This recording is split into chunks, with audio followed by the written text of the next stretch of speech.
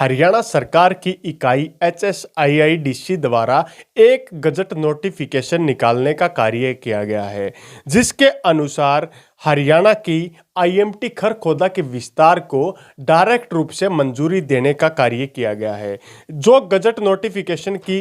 IMT Kharkhoda के अंदर 5,800 एकड़ जमीन को लैंड पुलिंग स्कीम पॉलिसी 2022 के तहत हरियाणा सरकार की HSIIDC इकाई है वो अधिग्रहण करने का कार्य करने वाली है, जिसमें IMT खरखोदा के अंदर बरोणा गांव, किडोली गांव, प्रहलादपुर गांव, पाई गांव, सोहटी गांव, जसोर खेड़ी गांव, कानोंदा गांव, खेड़ी जसोर गांव, कुलासी गांव और नीलोठी गांव के रकबे में IMT खरखोदा के विस्तार को सरकार मंजूरी देने का कार्य कर चुकी है। हरियाणा सरकार द्वारा गजट नोटिफिकेशन निकाल के ये साफ कर दिया गया है कि IMT के पहले फेज का विस्तार बहादुरगढ़ और खरखोदा के गांव की जमीन पर सरकार करना चाहती है, क्योंकि मारुति भी चाहती है कि जहां पर उनका वर्तमान का प्लाट खरखोदा क्षेत्र में लगा है उससे सटी जमीन ही मारुति अपने बैटरी प्लांट के लिए खरीदना चाहती है। जहां पर गांव बरोणा, किडोली, प्रहलादपुर, पाई, सोहटी, जसोर खेड़ी, कुड़ासी गांव के रकबे में लिथियम बैटरी प्लांट लगाने की हरियाणा सरकार मारुति के साथ मिलकर यह कार्य करने वाली है, जिसके लिए हरियाणा सरकार डायरेक्ट रूप से इन किसानों की जमीन को अधिग्रहण न करके हरियाणा में लैंड पुलिंग स्कीम के तहत जमीन का रजिस्ट्रेशन करवा के किसानों की जमीन लेना चाहती है। जिसमें यहां पर जिन किसानों की जमीन जाएगी उन्हें 800 स्क्वायर मीटर से लेकर के 1600 स्क्वायर मीटर तक के प्लॉट आवंटित करने का कार्य भी सरकार द्वारा किया जाएगा। इससे पहले जो लैंड पुलिंग स्कीम 2022 के समय में भी लागू की गई थी, उस समय इन प्लॉटों के साइज का आकार थोड़ा कम था। यहां पर कई नामी ग्रामी बड़ी बड़ी कंपनियां, जिनमें लैप्सन टर्बो और आधुनिक संरचना वाली कई कंपनियां शामिल हैं, जो मारुति के साथ मिलकर IMT खरखोदा के अंदर जो नए निर्माण कार्य को लेकर भी कार्य करने वाली हैं। 2024 तक IMT खरखोदा में मारुति के अंदर कारों की कंस्ट्रक्शन का, कारों को बनाने का कार्य शुरू हो जाएगा और 2025 के पहले महीने में यहां पर कारों की बिक्री का कार्य भी शुरू हो जाएगा। इससे पहले पहले मारुति भी है कि जैसे जैसे जमाना बदलता जा रहा है और इलेक्ट्रिक गाड़ियों की डिमांड बढ़ती जा रही है, तो मारुति अपनी इलेक्ट्रिक गाड़ियों का निर्माण कार्य खरखोदा क्षेत्र से ही करना चाहती है और खरखोदा और बहादुरगढ़ के रकबे में बसे इन गांव की जमीन को अधिग्रहण करने का कार्य हरियाणा सरकार करना चाहती है। इसके लिए पिछले दिनों एक ड्राइंग को भी दिखाने का कार्य किया गया था। यह जो ड्राइंग आपकी स्क्रीन पर दिखाई दे रही है, यह ड्राइंग पिछले दिनों डिस्ट्रिक्ट टाउन कंट्री प्लानर विभाग सोनीपत द्वारा जारी करने का काम किया गया था, जिसमें खरखोदा और बहादुरगढ़ के पटवारियों के साथ मिलकर जमीन के लेखा जोखी का रिकॉर्ड भी तैयार करने का कार्य किया गया था। यहां पर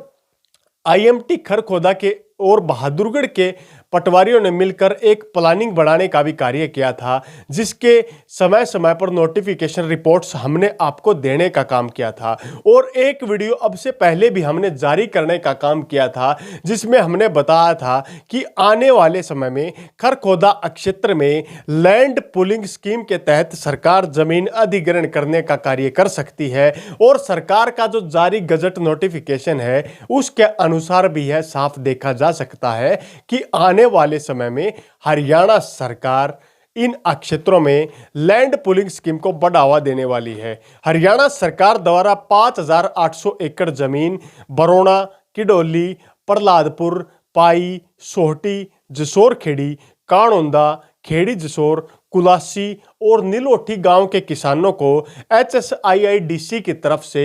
20 नवंबर 2023 तक का ऑनलाइन रिकॉर्ड या डाटा सबमिट करने का न्योता आमंत्रित किया गया है। यानी कि जो भी किसान लैंड पुलिंग स्कीम के तहत अपनी जमीन देना चाहते हैं वो 20 नवंबर